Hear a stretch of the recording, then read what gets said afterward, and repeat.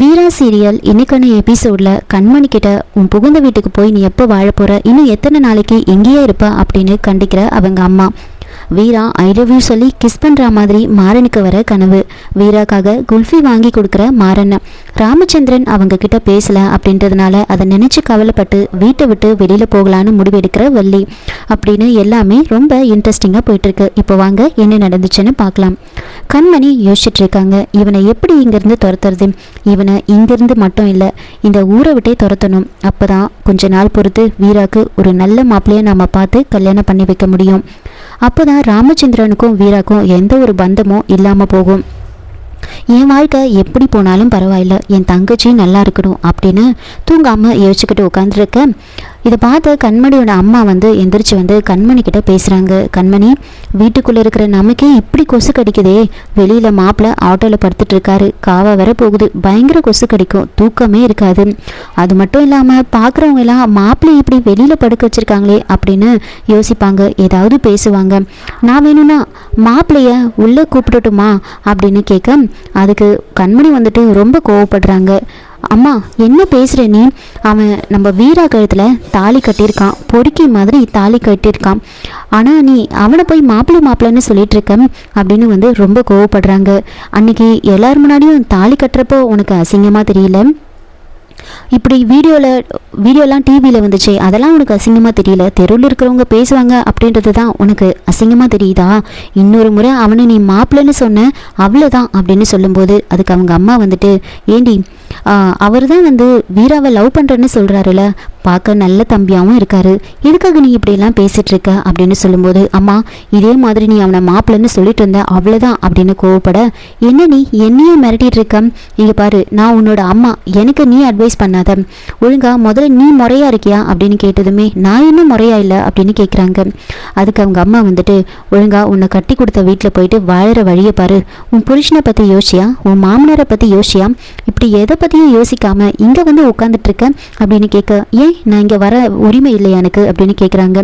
நீங்கள் வரலாம், சாப்பிடலாம், இருக்கலாம், ஆனால் இங்கே தங்கிடக்கூடாது, நீ உன் புகுந்த வீட்டில் தான் இருக்கணும் அப்படின்னு சொல்கிறாங்க. அப்போ கண்மணியோட அம்மா இங்கே பாரு முத்துலக்ஷ்மி 2 பொண்ணு கட்டி கொடுத்தா, 2 பொண்ணுங்களுமே வாழ விட்டியா இந்த வீட்டில் இருக்காங்க அப்படின்னு எல்லாரும் பேசுவாங்க. முத்துலக்ஷ்மி என்னதான் பாவம் பண்ணாலும் அப்படின்னு எல்லாரும் பேசுவாங்க, தயவு செஞ்சு நான் சொல்கிறத கேளு, உன் புகுந்த வீட்டில் போய் வாழற வழியை பாரு அப்படின்னு சொல்ல, அம்மா அவங்க எல்லாரும் சேர்ந்து நம்ம வீராவோட வாழ்க்கையை கெடுத்திருக்காங்கம்மா, நான் போய் எப்படிம்மா அந்த குடும்பத்தில் வாழ முடியும், அது மட்டும் இல்லாமல் வீராவோட வாழ்க்கையை இப்படி ஆயிடுச்சு, நான் விட்டுட்டு எப்படி போக முடியும் அப்படின்னு சொல்ல, இங்கே பாரு வீராவோட வாழ்க்கையை பார்க்க எங்களுக்கு தெரியும், நாங்கள் பார்த்துக்குறோம், ஒழுங்கா உன் வாழ்க்கையை நீ பாரு அப்படின்னு சொல்லும்போது கண்மணி, நான் அங்கே போக மாட்டேன்னா போக மாட்டேன், எனக்கும் அந்த குடும்பத்துக்கும் எந்த சம்மந்தமும் கிடையாது அப்படின்னு தீர்த்து சொல்கிறாங்க. அதுக்கு அவங்க அம்மா என்னமோ உங்கள் வாழ்க்கையை நீங்களே கெடுத்துக்கிறீங்க அப்படின்னு புலம்பிட்டு இருக்காங்க. பிருந்தா இவங்க பேசிட்டு இருந்ததெல்லாம் கேட்டு வெளியில் மாறனுக்காக கொசுவத்தி கொண்டு போய் கொடுக்குறாங்க. மாறன் கிட்ட போயிட்டு நான் என்னன்னா யாருக்கும் தெரியாமல் உங்களுக்கு சாப்பாடு கொண்டு வரட்டுமா அப்படின்னு கேட்க அதுக்கு மாறன் ஆஹா இவ்வளோ ஸ்ட்ரகிள் பண்ணிட்டு இருக்கிறப்போ நான் சாப்பாடெல்லாம் சாப்பிட மாட்டேன், நான் பட்டினியாக கிடந்தாவது உங்கள் அக்காவோட மனசை மாற்றுவேன் அப்படின்னு சொல்லும்போது, நீங்கள் அக்காவோட மனசை மாற்றுறீங்களோ இல்லையோ உங்களுக்கு கண்டிப்பாக அல்சர் வரப்போகுது அப்படின்னு கிண்டல் பண்ணிட்டு இருக்காங்க.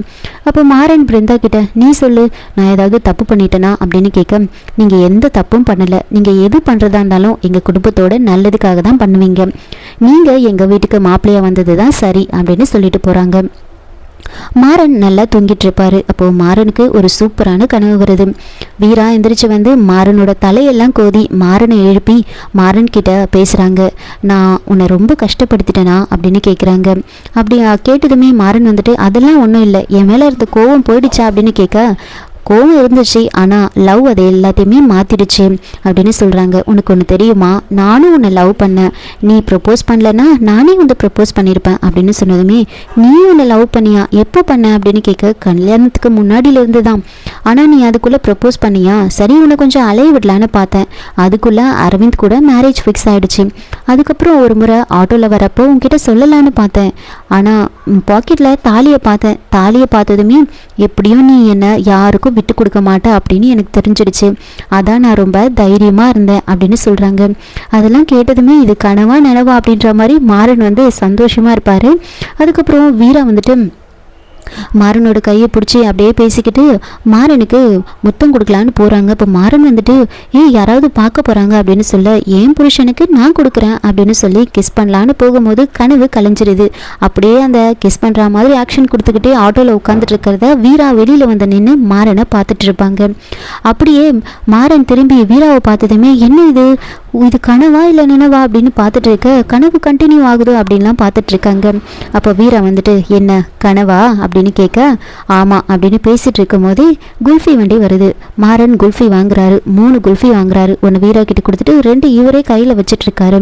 வீராவை சாப்பிட சொல்கிறாரு. எப்படியோ ஹாட்டாக இருந்தவங்கள கூலாக்கிட்டு போயிட்டாரு அப்படின்னு ரொம்ப ஜாலியாக மாறன் சாப்பிட்டுட்டு இருக்க. அப்போது வீரா வந்துட்டு இங்கே பாரு, விடியறதுக்குள்ளே நீங்கள் இருக்கவே கூடாது, இங்கேருந்து போயிடு அப்படின்னு சொல்கிறாங்க. அதுக்கு மாறன் நான்லாம் போக மாட்டேன், நீ வேணா இங்கிருந்து போ அப்படின்னு சொல்ல அந்த குல்ஃபியை தூக்கி வீசிட்டு நேராக வந்து வீரா ரூம்குள்ளே போய் படுத்து தூங்கிட்டு இருக்காங்க. அப்போ மாறன் நேராக போயிட்டு கதவு திறக்க சொல்கிறாங்க. அப்படியே மாறன் பேசிக்கிட்டே இருக்காங்க.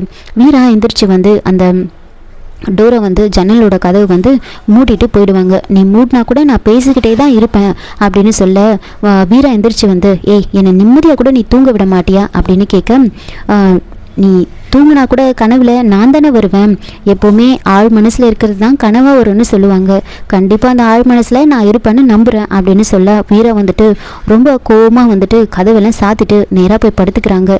குல்ஃபியை சாப்பிட சொல்லி இன்னொரு குல்ஃபியை வந்து கொடுப்பாங்க. அதெல்லாம் பார்த்து டென்ஷன் ஆகிட்டு போய் படுத்து தூங்கிட்டு இருக்காங்க. மாறன் வந்துட்டு நான் எப்போவும் உன்னை விட்டு போகவே மாட்டேன் அப்படின்னு யோசிச்சுக்கிட்டு நேராக போயிடுறாங்க.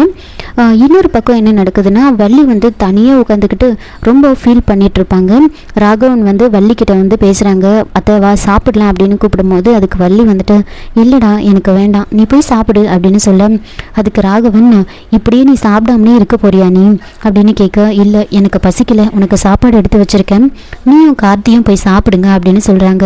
அப்போ ராகவன் நீ இல்லாமல் எப்படி, நீ வா நம்ம எல்லாரும் ஒன்றா சாப்பிடலாம் அப்படின்னு சொல்ல அதுக்கு வள்ளி வந்துட்டு இல்லைடா அண்ணன் இப்படி பேசினது நினச்சாலே எனக்கு அவ்வளோ கஷ்டமாக இருக்குது, முன்னாடிலாம் அண்ணன் வியாபாரத்துக்கு போயிடும், நான் வீட்டில் தனியாக தான் இருப்பேன், அப்போது அண்ணன் எப்போ வியாபாரத்தை முடிச்சுட்டு வருமோ அப்படின்னு சொல்லி யோசிச்சுக்கிட்டு நான் பார்த்துக்கிட்டே இருப்பேன், அண்ணன் வந்ததுமே அன்னைக்கு நடந்தது மொத்தத்தையுமே அண்ணன்கிட்ட நான் பேசுவேன், அண்ணனும் எதுவும் சொல்லாமல் நான் என்ன பேசினாலும் கேட்டுக்கிட்டே இருப்பார், அப்படி பேசினவர் என்னை எதுவுமே சொல்ல மாட்டார், ஆனால் இப்போது நான் கிட்ட போனாலே அவருக்கு பிடிக்கல, என் முகத்தை பார்க்க கூட பிடிக்கல, எப்போ விடியுமோ நான் பார்த்துட்டு இருக்கேன், விடிஞ்சதுமே நான் இந்த வீட்டை விட்டு வெளியில் போக போகிறேன் அப்படின்னு சொன்னதுமே அத்தை நீ எங்களெல்லாம் விட்டுட்டு போக போறியா, அவர் கோபம் போயிட்டா கண்டிப்பாக அவரே உங்ககிட்ட வந்து பேசுவார் அப்படின்னு சொல்ல இல்லைடா அண்ணன் முன்ன மாதிரி இல்லை, நிறைய மாறிடுச்சு, நான் போயிட்டா என்ன நீங்கள் பார்த்துப்பீங்க, உங்கள் வாழ்க்கையை நீங்கள் பார்த்துப்பீங்க, அண்ணனை இப்படி பார்க்கும்போது எனக்கு ரொம்ப கஷ்டமாக இருக்குது, என்கிட்ட அவர் பேசாமல் இருக்கிறது ரொம்ப கஷ்டமாக இருக்குது, நான் இந்த வீட்டை விட்டு போக தான் போகிறேன் அப்படின்னு ரொம்ப ஃபீல் பண்ணி பயங்கரமாக வந்து அழறாங்க.